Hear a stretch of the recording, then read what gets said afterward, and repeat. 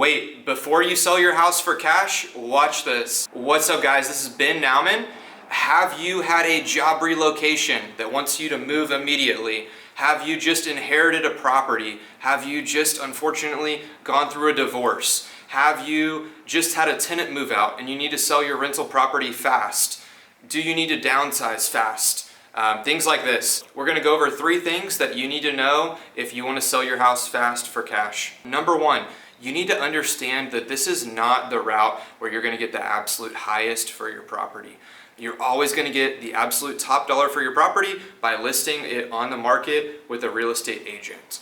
But if you choose to go this route, you're probably gonna get between 60% to 85% of the retail value of your home minus any repairs that investor has to do to your property, such as roof, AC, flooring, cabinets, lighting, plumbing, electrical, foundation, etc., etc. Number 2, who are these people that are giving you cash offers on your property? They are all going to be real estate investors.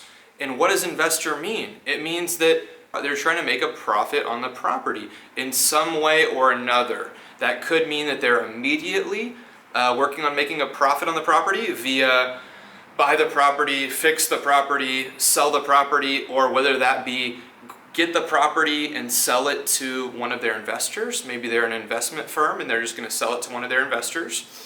Or they could be buying the property and renting it out and holding it for the long term. But still, most of these buyers, if the property needs any type of repairs, major really serious repairs, they want a discount on the property regardless. So we have to understand that. Some of the big real estate investors we're going to be talking to could be iBuyers. A lot of times iBuyers could be Zillow offers. A lot of times on Zillow there's a button where it says, hey, request your offer. Things you need to know, a lot of times the Zillow, they're not, since they're nationwide, they're not as familiar with your exact property, the exact condition, and if they can really make that instant offer they send to you work. A lot of times they'll have to have a field agent come out to the property and then they'll have to take down the price based on what the field agent coming out to the property says, etc., etc. There's big companies such as Blackstone that are buying properties as well. But most of the people you're going to talk to are local investors. And the benefit to working with a local home buyer or local investor is they know the pricing better than one of these big nationwide companies that just purchase properties all over the US. You're going to have less of the time where you have to come back and do any renegotiating or changing the prices. And we find when we're working with our sellers that our sellers make financial plans based on the price we give them for the property. They make plans on, okay, now I can use that to go buy my next property, or I can plan for retirement for my grandma who are moving into the nursing home, etc., etc. So we need to make sure that we're giving an accurate offer as local home buyers. Those are a couple people that you're going to be getting offers from. Number 3 thing to watch out for, contracts. Yes, I said it, contracts. We see a lot of these nationwide companies and some of these people that just get into the industry. Maybe they're like beginner real estate investors or people that they're more of a fly-by-night type of people. A lot of times they will have a 1-page contract that they made up. They made this contract in their basement. They got it online from someone living in New Jersey, and you're here in Texas.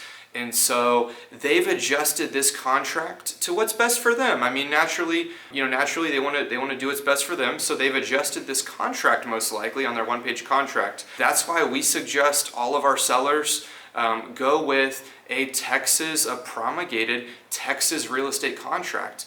So when we work with our sellers, we use the same contract that all realtors in the state of Texas are required to use. That's the TREC contract. Texas Realtor, I think it's Education Board contract, something like that, the TREC contract. So we recommend you use that form that's specific to your state. With that, we recommend that you get some type of earnest money on the contract.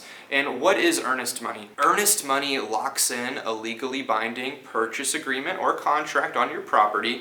The buyer is required to send that earnest money to the title company within 48 hours. It locks in the contract. That's their good faith that they're locked into the deal. Also, other things to know in terms of the contract are, is there any option period or inspection period? So you just have to be cognizant of, is there any inspection period or is there any option period?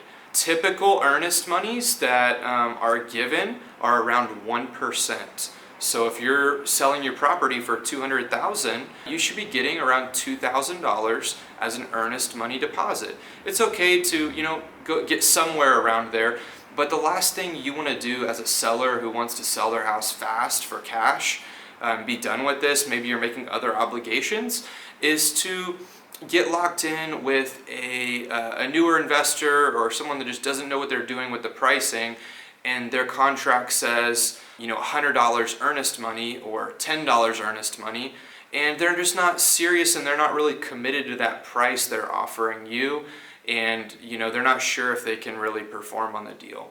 So those are my 3 tips. Wait before you sell your house for cash. Definitely take a look at these things. Let me know what you think, guys. Definitely please like, subscribe, comment what you think, and I'll talk to y'all soon. Appreciate it.